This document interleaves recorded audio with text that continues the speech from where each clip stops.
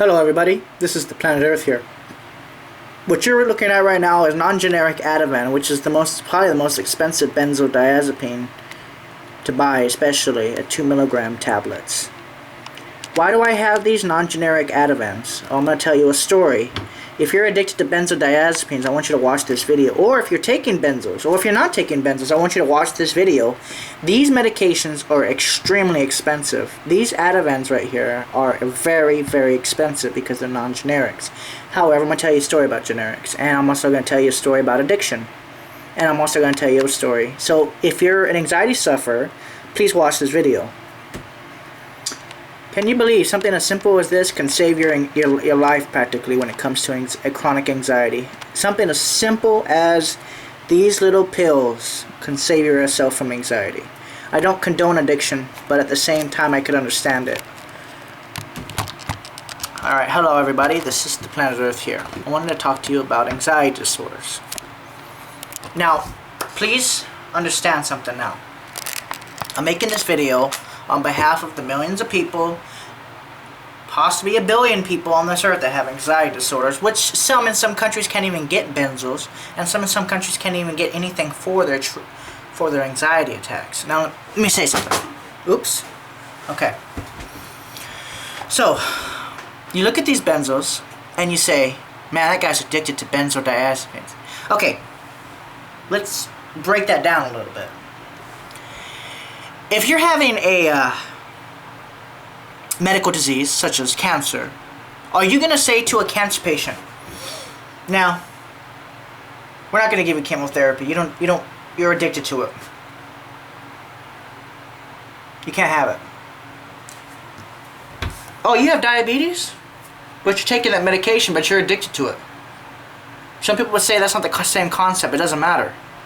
Anxiety is as bad as any medical disease when it comes to feeling like you're dying physically and mentally. Even though it's temporary, it is still one of the scariest feelings in the freaking world.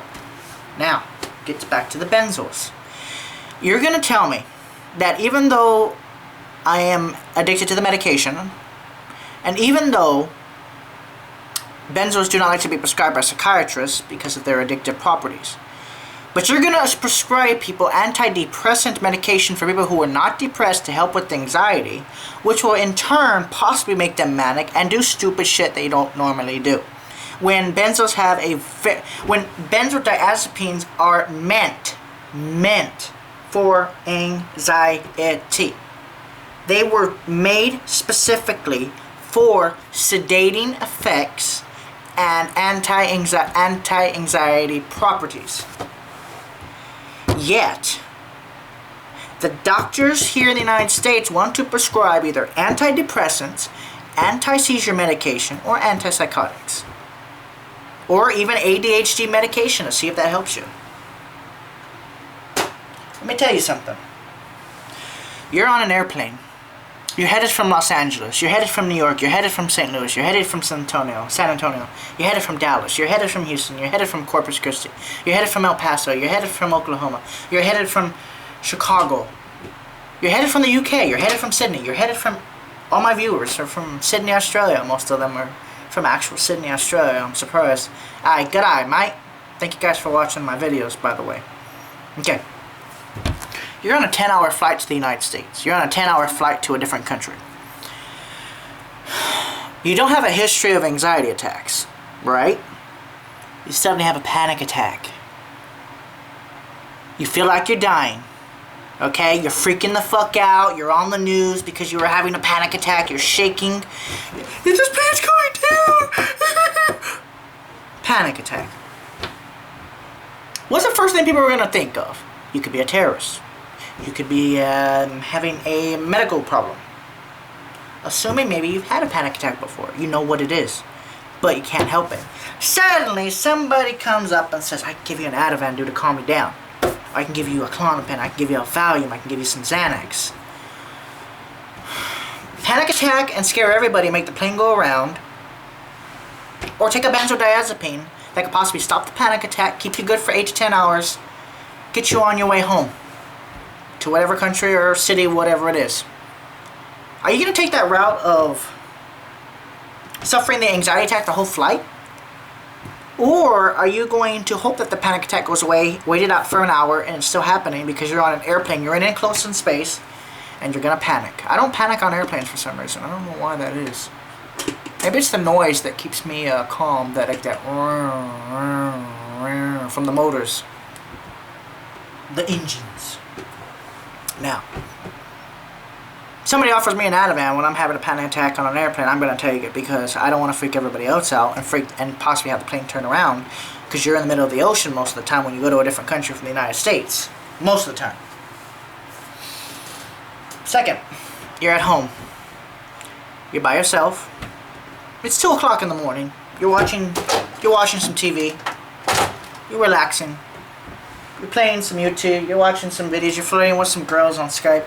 You're flirting with some girls on YouTube or Facebook or whatever you want to. Okay, and all of a sudden you have a panic attack. You don't have benzos. What's the first reaction to somebody having a panic attack when they're by themselves? 911, 000, 999, ring ring, ring ring, or ring. 911, what's your emergency? Yes, I think I'm dying. Is you're going to be your first 911 call. If you've ever called EMS services, you've said that. At least, or said something's wrong with me. I think I'm having a heart attack. I'm thinking I'm having an aneurysm or a stroke or something, right? Your heart's racing really fast right now at this point in time. So, you get in the EMS vehicle to check your blood pressure. It's kind of high, but it's not too high. It's high, but it's not like deadly high or dangerous high or something that they're going to worry about or turn the sirens on for. So they look at you for about 5 or 10 minutes. They kind of triage you in a way. They look at you and they're like, EKG? Yeah, EKG is normal. Maybe a little SVT. Maybe a little arrhythmia, but normal. You know, normal ECG. So they look at it and they're like, well, you're not dying. You don't have much of a fever. I mean, you're like 99.9, 99.0 Fahrenheit. So you go to the emergency room. What's the first line of defense doctors are going to usually use on you? First, if they haven't seen you before, they're going to drip you. They're going to put you on an IV. They're going to give you fluids. They're going to check your blood work. They're going to check everything because they've never seen you before. They don't know what's going on with you. And they don't know that you have anxiety disorder. So you're freaking out. You've got your blood. Everything checked. But you're still freaking the fuck out. So what they're going to do is they're going to sedate you. Either with Vistrol or a Benzo. They'll either sedate you orally or they'll sedate you through IV or even direct IV. Or through a shot. You're going to feel very calm and very sleepy afterwards. So your second and third panic attack come and you still think you're having a problem with your heart. That's when you kind of get that health hypochondria going. That's what happened to me. I've already given up on that. As long as I don't have chest pain, I don't worry about anything because the chest pain's acid reflux. I've looked at my esophagus. They did it and they put the camera down. It's all fucked up. At least I don't have cancer. Now, esophageal cancer. Now, you keep coming over and over and over and over and over. Eventually EMS gets tired. Eventually the hospital gets tired. They're going to write you a prescription for benzos. Then you're addicted to them after a couple weeks. But they work great. Now, somebody comes in. They're having a diabetic coma. They get fixed up somehow. Everything goes back to normal. So they give them medication. Is a doctor going to suddenly stop prescribing them that anti-diabetes medication? The anti-seizure medication? Because they have seizures? They're epileptic? No. Why should anxiety be treated any different? Because it's mental. This is so 30 to 20% of the whole thing. I think panic attacks are biological. Caused by mental, but still biological. So, benzos should be prescribed like diabetes medication in people who have the most severe anxiety. Doctors out there don't understand what it feels like to go through an anxiety attack. These doctors don't understand it because they don't go through it, and they don't have children who go through it. If they had children who go through these disorders that we, millions of people, suffer with, they would prescribe themselves benzos if they could. Because it works. It actually stops the anxiety. It stops the heart race. It stops the heart racing. It stops the high blood pressure spike. It stops the flushing. It stops everything that has to do with anxiety. And it calms you down in those cases. Why must people suffer from anxiety? We have a temporary cure here. These benzodiazepines right here, these little pills, are the cure, like person having diabetes or a heart problem with angina. They have to take their anti-angina medication. But you're gonna say, because this is a mental disorder, people are too addicted to take them in the first place. If your anxiety is super mild, then no, don't take the benzos. But if you have a severe and debilitating anxiety where you don't even leave your house, or you're too scared to go into public places, benzos help with that. You know, I'm sorry to say it. It's kind of a catch-22. You have your positive and you have your negative. It's kind of like that medication that says your doctor has prescribed this medicine to weigh the risk with the benefits and decided that the benefits outweigh the risks. You know that saying on those paperwork? Ativan is the same thing. Your doctor's prescribed it thinking that it might work for you. Klonopin's the same thing. Xanax, Valium, any other type of benzo, flurazepam, either Dalmane. Now, a person with extreme anxiety that has panic attacks consistently, that is trying therapy but it's not working, it should be considered as a medical illness. It is debilitating. Okay, one is debilitating just like a medical illness. The person doesn't want to leave. They're scared. They might have a panic attack in public. This is biological. This ain't mental anymore. It's mental, but it's still biological because it's your brain. Brain is physical. I'm not going with the companies of benzodiazepines. I'm going with the fact that they work for that social anxiety and regular anxiety and panic attacks, especially panic attacks. Ativan is a fast-acting benzo. Xanax is the fastest-acting benzo. I hate that shit, though. Xanax sucks. To me. Klonopin is a very long-lasting benzodiazepine. However, there's a lot of side effects with that medication that I don't want to talk about on this video. That I absolutely hate Klonopin. Valium is okay in a way, but I feel weird taking it, even non-generics. The Ativan is the only medication that works on me. And specifically non-generic Ativan. The reason I take non-generic Ativan is because of fillers. Medication is not as effective, and it's not as effective as a non-generic Ativan. That's why I try to get the non-generic Ativan. It works great and it lasts longer. And you don't have to take as many.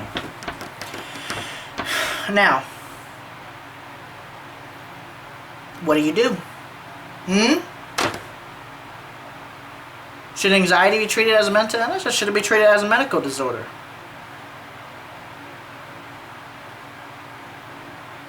What do you think? Should anxiety be treated as a medical disorder? Because sometimes it's not cured. Sometimes post-traumatic stress disorder can cause it. And if they think that's fake, go out into Iraq and start shooting everybody and get shot. Talk to some of the veterans. It's pretty fucked up what they've been through. They take benzos. They have to, or they'll go crazy. It's scary to wake up in a panic attack too. That's one of the scariest things you could ever go through.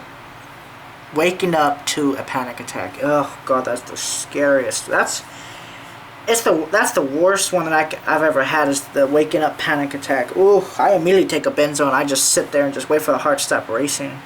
I don't do nothing else. I just drink cold water. I take a benzodiazepine and I just sit there and I just wait. I mean, that kind of panic attack, especially when you're first waking up, releases so much adrenaline because your adrenaline is being restored while you're sleeping, but then it's suddenly released during a panic attack. And all of a sudden, all that adrenaline, it's really intense when you wake up in a panic attack. It's really intense. It's more intense than having a panic attack while awake, especially after exercising or something, because you have all that adrenaline released already. Panic attack while waking up is the worst one. Now, what is your take on this? Take a benzo, have a panic attack. Take a benzo, have a panic attack. Take an antidepressant, have a panic attack, and make yourself really manic, possibly. I think I'm gonna take a benzodiazepine. These work. It's the only medication in the world that I know of that actually stops, besides opiates. And I don't take opiates. I've never taken an opiate, actually. Make up your mind, internet. Make up your mind, world. Medical disorder, not mental disorders. Depression is definitely a medical disorder. Because it's so physical. That should be considered a medical, not a mental disorder. But like I said, benzos, addiction, panic attack, no addiction, more panic attacks. Extreme panic attacks. No help. Oh, but you're gonna be okay. You're gonna be okay. It's gonna be okay. You're just panicking. Do you want to keep going through that for the rest of your fucking life, or do you want to take a medication that'll stop that, even if it's just temporary? So stop the panic attacks, take the benzos and stop the panic attacks, but be addicted, but at the same time not have panic attacks, because it's like a medical disease. Whether it's mental or not, it still has to do with the brain, and it's still releasing all these negative hormones and stressors and stuff. My opinion is anxiety should be treated as a medical disorder, and benzos should not be given to everybody, especially people that are non-addicted people, the type of personality that has to be addicted to medication. They should be given to them to stop anxiety attacks, whether it's addictive or not. People with the most extreme pain go and take Oxycontin. They could be faking it, but they still give it to them because it pays so much to those psychiatrists. What's your take on this video? I mean, this is a benzo video, so I just wanted to ask. Would you rather have a panic attack, or would you rather take a benzo, stop the panic attack, relax for the rest of the day, and get on with your life when you have complete anxiety that doesn't stop with any type of anything to help it? Thank you guys for watching. This has been The Planet Earth. I hope this video has been a little delightful or helping. Alright. Oh yeah. I was wanting to say one more thing. Never mind. Fuck her right in the pussy.